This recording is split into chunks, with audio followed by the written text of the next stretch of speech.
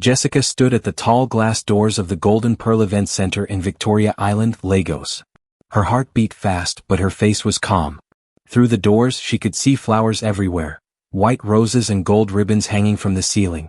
This was the wedding of her ex-husband, Marcus, and her former best friend, Diana. They had invited her here to laugh at her. They thought she would come in a wheelchair, broken and poor. They thought she had nothing left. But Jessica was standing on her own 2 feet. The doors opened. Every head in the room turned toward her. The music stopped. Someone gasped. Jessica walked slowly down the aisle, her heels clicking on the marble floor. Marcus's face went white. His mouth opened but no words came out. Diana, in her white wedding gown, froze like a statue. How did Jessica go from a hospital bed to this moment of power? 1 year earlier, Jessica's life had been perfect. She was the daughter of Robert Anderson, one of the richest men in Nigeria. Her father had built an empire, hotels, oil companies, and real estate across Lagos, Abuja, and Port Harcourt. Jessica had married Marcus 5 years ago. He was handsome and charming. Everyone thought they were the perfect couple. Her best friend Diana was always by her side, laughing with her, sharing secrets. But perfection does not last forever. On a rainy Tuesday evening, Jessica was driving home from a business meeting in Lekki. The roads were wet and slippery. A truck ran a red light and crashed into her car. The impact was terrible. Metal twisted. Glass shattered. Jessica's world went dark. When she woke up 3 days later, she was in a hospital bed at Lagos University Teaching Hospital. Her body was covered in bandages. Pain shot through her legs when she tried to move them. The doctor, a kind woman named Dr. Williams, stood beside her bed. "You're awake," she said gently. "You've been through a lot, Jessica. But you're strong. You survived." Jessica tried to speak, but her throat was dry. "My legs," she whispered. "I can't feel my legs." Dr. Williams's face became serious. "The accident damaged your spine. Right now you cannot walk. But we are running more tests. We will know more soon." Tears filled Jessica's eyes. She was only 32 years old. How could this happen? The door opened and Marcus walked in. He looked tired, his shirt wrinkled. "Jessica," he said, but his voice sounded strange. "Cold." "Marcus," she whispered, reaching out her hand. "I'm so scared." He took her hand, but he did not hold it tight. He did not kiss her forehead like he used to. He just stood there staring at her legs. "The doctors say you might not walk again," he said quietly. Jessica's heart broke. She needed comfort.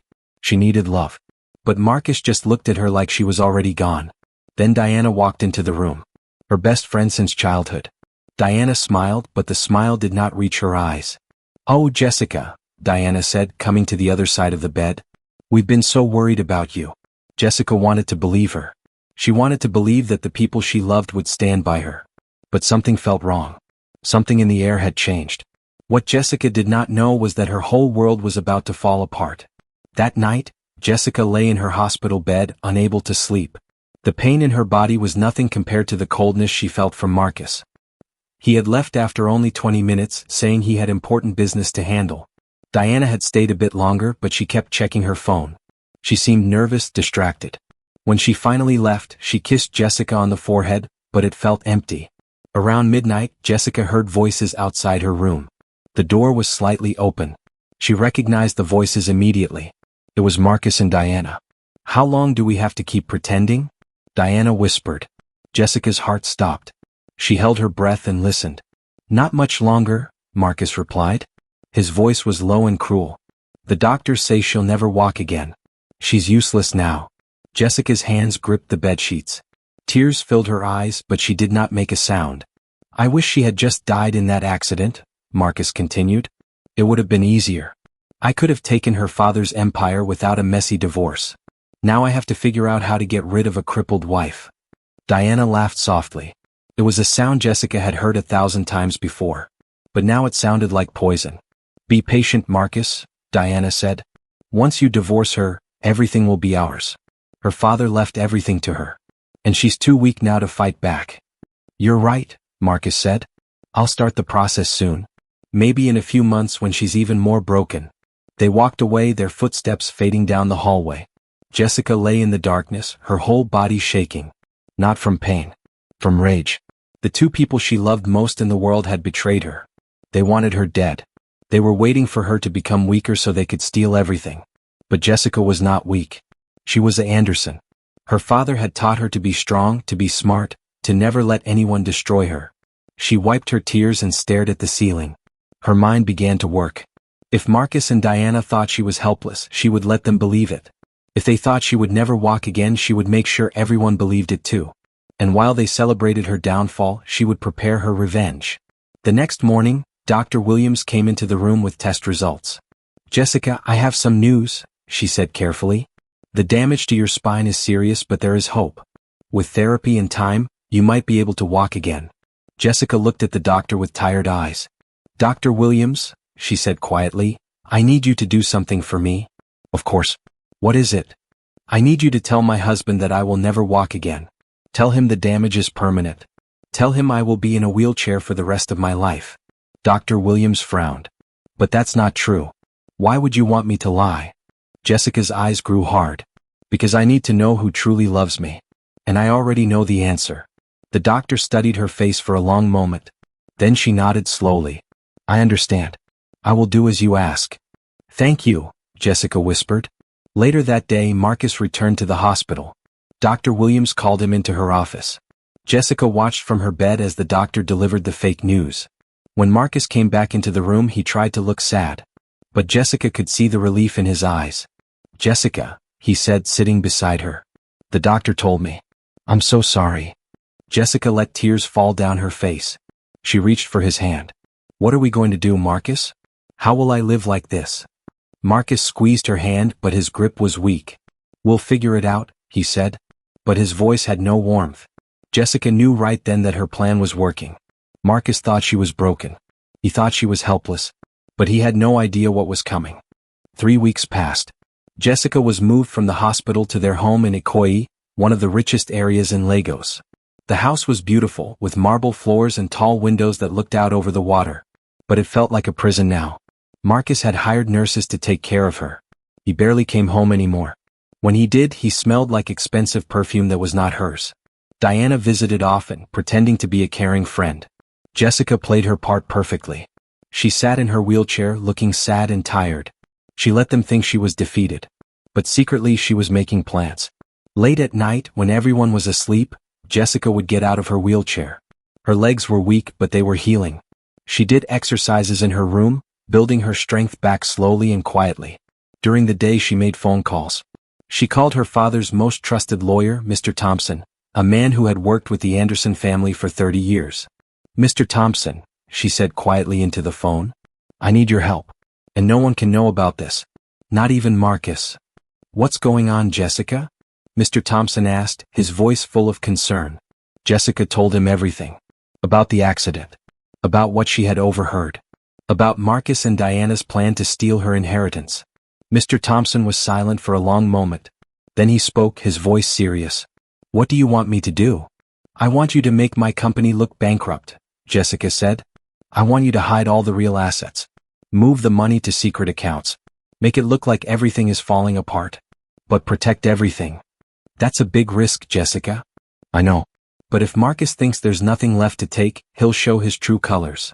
And when he does, I'll be ready." Mr. Thompson agreed. Over the next few weeks, he worked in secret. Slowly, news began to spread that Anderson Enterprises was in trouble. The company's stock dropped. Rumors said the business was drowning in debt. Marcus heard the news and came home angry one evening. He stormed into Jessica's room where she sat in her wheelchair. "What is happening with the company?" he demanded. "I'm hearing that everything is collapsing." Jessica looked up at him with innocent eyes. "I don't know, Marcus. I've been too sick to handle business. Maybe you should talk to the lawyers." Marcus paced back and forth, his face red. "Your father built an empire and now it's turning to dust. This is a disaster." "I'm sorry," Jessica whispered, letting her voice shake. "I'm too weak to fix it. Maybe you should take over. You're smart. You can save the company." Marcus stopped pacing. His eyes lit up with greed. "You're right. I should take control. You're in no condition to run a business." Jessica nodded slowly. "Do whatever you think is best." That was exactly what Marcus wanted to hear. Within days, he convinced Jessica to give him access to their joint bank account. It held 3 million naira, money they had saved together over the years. Jessica signed the papers with a shaking hand, pretending to trust him completely. 2 days later, the account was empty. Marcus had taken every single naira. When Jessica checked her phone and saw the empty account, she smiled. It was a cold, satisfied smile. Marcus had just proven exactly who he was. And now she had all the proof she needed. That same week, Diana came to visit. She brought flowers and chocolate, smiling sweetly. "How are you feeling, Jessica?" Diana asked, sitting beside the wheelchair. "Tired," Jessica said softly. "Everything is falling apart. The company is dying. Marcus is so stressed. I feel like such a burden." Diana patted her hand. "Don't say that. You're not a burden. Marcus loves you." Jessica looked into Diana's eyes. "Do you really think so?" Diana hesitated for just a second. Then she smiled again. "Of course he does." But Jessica saw the lie. She saw the guilt hiding behind Diana's eyes. "Thank you for being such a good friend," Jessica said quietly. Diana stood up to leave. "Always," she said. As Diana walked out of the room, Jessica whispered to herself, "Not for much longer." What would Marcus do next now that he had taken everything? 1 month later, Marcus came home with news that shattered Jessica's heart, even though she had been expecting it. He walked into her room without knocking. His face was hard, emotionless. He did not even look at her properly. "Jessica, we need to talk," he said, standing by the window. Jessica sat in her wheelchair, her hands folded in her lap. "What is it, Marcus?" He turned to face her, and his eyes were cold. "I'm filing for divorce." The words hung in the air like a blade. Jessica let her face fall, let tears fill her eyes. Inside, her heart was made of steel. But outside, she had to keep acting. "Divorce?" she whispered. "Marcus, why?" "I know things are hard right now, but we can work through this together." Marcus laughed. It was a cruel, bitter sound. "Work through this?" "Jessica, look at yourself. You're a crippled deadweight. You can't walk. You can't run the company. You're useless to me now." Each word was meant to hurt. And they did hurt. Not because Jessica believed them, but because the man she had once loved could say such evil things. "I married you because of your father's empire," Marcus continued, his voice rising. "I thought you would be strong like him. But you're weak. You're broken. And now the company is falling apart too. There's nothing left for me here." Jessica's hands gripped the armrests of her wheelchair. She kept her voice small and broken. "Where will I go? What will I do?" Marcus shrugged. "That's not my problem anymore. You have some money left, I'm sure. Figure it out."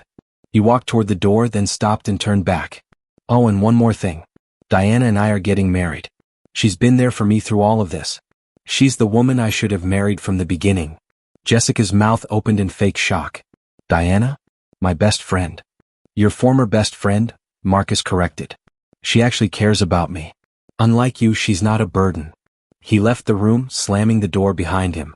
Jessica sat alone in the silence. Then, slowly, a smile spread across her face. Not a sad smile. Not a broken smile. A smile of victory. Marcus had done exactly what she knew he would do. He had shown the world who he truly was. The divorce papers came 1 week later. Marcus did not even have the decency to hand them to her himself. A lawyer brought them to the house. Jessica signed them without hesitation. The lawyer looked surprised. "Mrs. Anderson, are you sure you don't want to fight this?" the lawyer asked. "You could ask for more in the settlement." Jessica shook her head. "No. I just want it to be over." The lawyer left looking confused. But Jessica knew what she was doing. She did not need to fight for money in court. She had already hidden everything that mattered. Marcus moved out of the house the next day. He took his clothes, his watches, his expensive shoes. He did not even say goodbye. Diana came by one last time, pretending to be sad. "I'm so sorry, Jessica," she said, fake tears in her eyes. "I never wanted things to end this way." Jessica looked at her former best friend. "It's okay, Diana. You and Marcus deserve each other." Diana seemed relieved. She hugged Jessica quickly and left. As soon as she was gone, Jessica called Mr. Thompson. "It's done," she said. "He divorced me. He thinks I have nothing." "Good," Mr. Thompson replied. "Everything is ready on our end. All your real assets are protected and hidden. The company accounts are secure. Marcus doesn't know any of this." "Perfect," Jessica said. "Now we wait." 2 months passed. Jessica stayed in the house, continuing her physical therapy in secret. Her legs grew stronger every day. She could walk now, though she still used the wheelchair when anyone was watching. During those months, she learned something interesting. Marcus had used the 3 million naira he stole from their joint account to start a new business. He called it Apex Holdings. He was trying to build his own empire.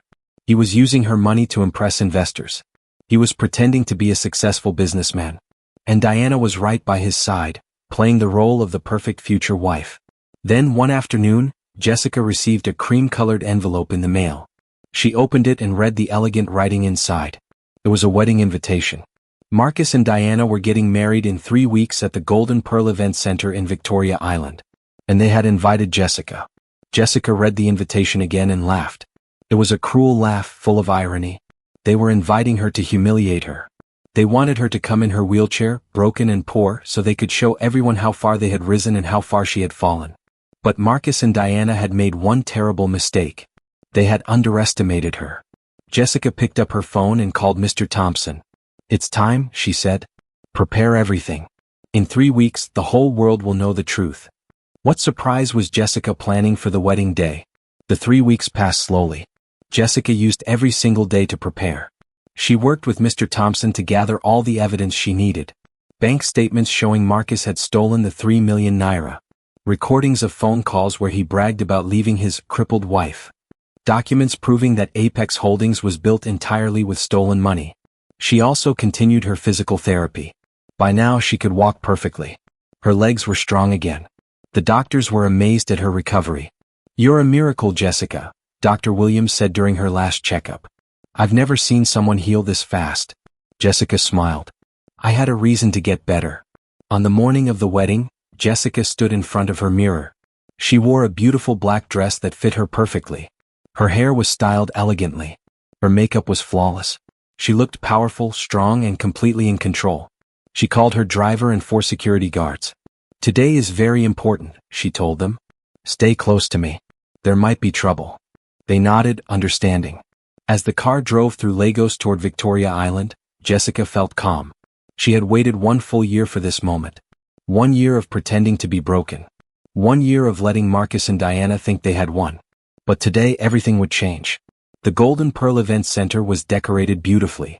White roses covered every wall. Gold ribbons hung from the ceiling. Expensive champagne was being served to guests in fancy clothes. Jessica could see through the glass doors that the ceremony was about to begin. Guests were taking their seats. Marcus stood at the front in an expensive suit, smiling confidently. Diana was in a back room, probably putting on her wedding dress. Jessica took a deep breath. "Let's go," she said to her security team. The doors opened. She stepped inside and immediately the atmosphere changed. The music stopped. Conversations died. Every single person in that room turned to look at her. Jessica walked down the aisle. Not in a wheelchair. Not limping. Not weak. She walked with her head held high, her heels clicking on the marble floor. Gasps filled the room. People whispered to each other in shock. "Is that Jessica Anderson? I thought she couldn't walk. What is she doing here?" Marcus stood frozen at the altar. His face went completely white. His mouth opened but no words came out. He looked like he had seen a ghost. Diana rushed out from the back room in her wedding dress. When she saw Jessica walking, she stopped dead in her tracks. Her bouquet fell from her hands and hit the floor. Jessica reached the front of the room and stopped. She looked directly at Marcus. Her voice was calm, clear, and strong. "Surprised to see me walking, Marcus?" she asked. Marcus stuttered, his confidence completely gone. "Jessica, how? How am I walking?" Jessica finished his sentence. "Or how am I still alive after you tried to destroy me?" The entire room was silent. All eyes were on Jessica. She reached into her purse and pulled out a brown envelope. She held it up for everyone to see. "Inside this envelope is proof," she said loudly so everyone could hear. "Proof that my husband stole 3 million naira from our joint account. Proof that he wished I had died in my accident so he could take my father's empire. Proof that he built his new company Apex Holdings with stolen money." Murmurs spread through the crowd like wildfire. Important guests, investors, and business partners began whispering to each other. Marcus stepped forward, his face red with anger and panic. "You're lying. This is crazy. Security, get her out of here." But Jessica's security team stepped forward, blocking anyone from touching her. "Am I lying, Marcus?" Jessica asked calmly. She pulled documents from the envelope and held them up. "These are bank records. They show exactly when you emptied our account. Would you like me to read them out loud?" Marcus's face went from red to pale. He looked around desperately, searching for help. But no one moved. Everyone wanted to hear more. Diana grabbed Marcus's arm. "Marcus, do something," she hissed. "Stop her." Jessica turned to Diana. "And you, Diana? My best friend since childhood. You stood by my hospital bed and pretended to care while planning to steal my husband and my life." Diana's eyes filled with tears, but they were not tears of sadness. They were tears of fear. Jessica addressed the crowd. "1 year ago I was in a terrible accident. I overheard my husband and my best friend talking outside my hospital room. They said they wished I had died. They called me useless. They planned to take everything from me." The guests gasped again. Some covered their mouths in shock. "So I set a trap," Jessica continued. "I let them think I would never walk again. I let them think my company was bankrupt. I let Marcus divorce me and take what he thought was everything. But what he doesn't know is that every real asset, every real account, every piece of my father's empire is still safe, protected, hidden." Marcus's legs seemed to give out. He stumbled backward, grabbing onto a chair for support. "The company you thought was dying?" Jessica said, looking at Marcus. "It's stronger than ever. The money you thought was gone? It's all still there.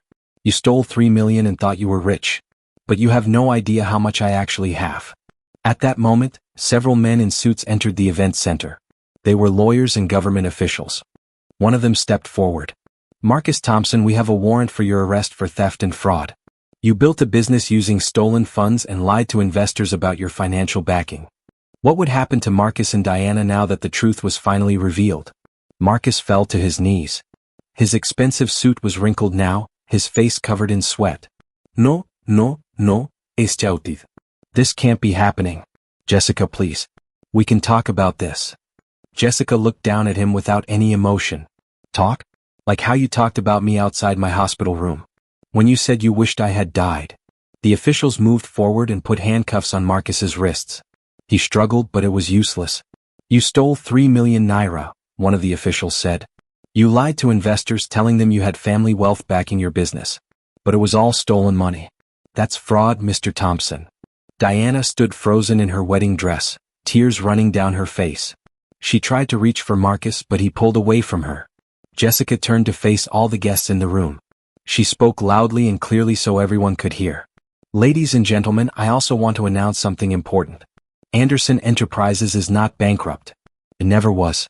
Every report you heard about my company failing was false. I created those reports myself." Gasps filled the room. People looked at each other in confusion and shock. "All of my father's assets are safe," Jessica continued. "The hotels, the oil companies, the real estate, everything is protected and hidden in secure accounts. I made it look like the company was dying so Marcus would show his true nature. And he did exactly what I knew he would do." She pulled out more documents from her envelope. "Marcus built Apex Holdings using the 3 million naira he stole from me. He told all of you that he came from wealth. He told you he had family backing. But it was all lies. Every single naira in his company came from theft." The investors in the room began standing up, their faces red with anger. The tall man in glasses pointed at Marcus. "I invested 2 million naira into Apex Holdings. You told me it was a secure investment with family wealth behind it." Another woman shouted, "I put in 1.5 million. This is fraud." More investors began yelling, all demanding their money back. Phones came out everywhere as people started calling their lawyers. Marcus looked around desperately. "Wait, please. We can fix this.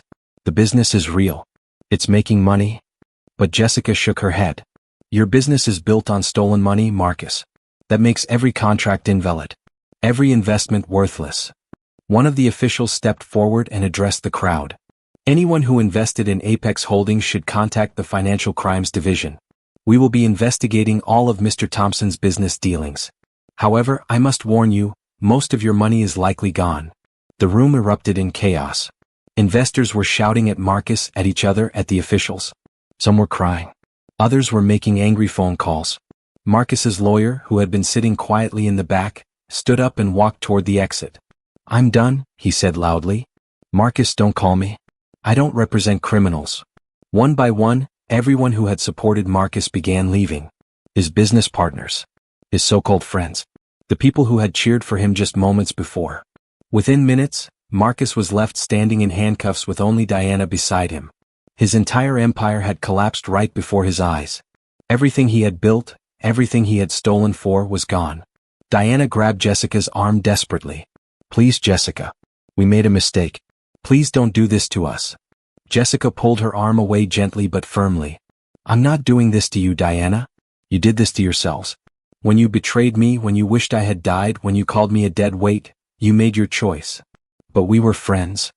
Diana sobbed. We were friends, Jessica agreed. Until you chose greed over loyalty. Until you chose a lying man over a true friendship. You made your bed, Diana. Now you have to sleep in it. The officials began leading Marcus toward the door. He looked back at Jessica one last time, his eyes full of hatred. You're evil. You planned all of this. You're a manipulator. Jessica's voice remained calm. No, Marcus. I'm just a woman who refused to be destroyed by the people who claimed to love her. You tried to break me. Instead, you broke yourself. As Marcus was taken away in handcuffs, Diana collapsed onto the floor in her wedding dress, crying uncontrollably. The beautiful white gown was now crumpled and stained with tears. The event center that had been decorated for a celebration was now empty except for scattered flowers, overturned chairs, and broken dreams. Jessica walked slowly toward the exit. Her security team surrounded her, protecting her from anyone who might try to approach. As she reached the doors, she turned back one final time. She looked at Diana sitting alone on the floor, at the ruined decorations, at the chaos that had once been a wedding. Goodbye, Diana, Jessica said softly. I hope one day you learn what true friendship means. Then she walked out into the bright Lagos sunshine. Her driver opened the car door and Jessica slid into the back seat. As the car pulled away from the Golden Pearl Event Center, she looked out the window.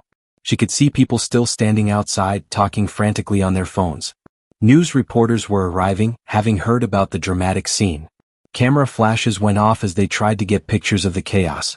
Jessica's phone began ringing with calls from newspapers and TV stations, all wanting her story. She turned off her phone and closed her eyes.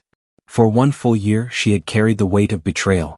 For 1 full year, she had pretended to be weak while secretly growing stronger. For 1 full year, she had planned this moment. And now it was over.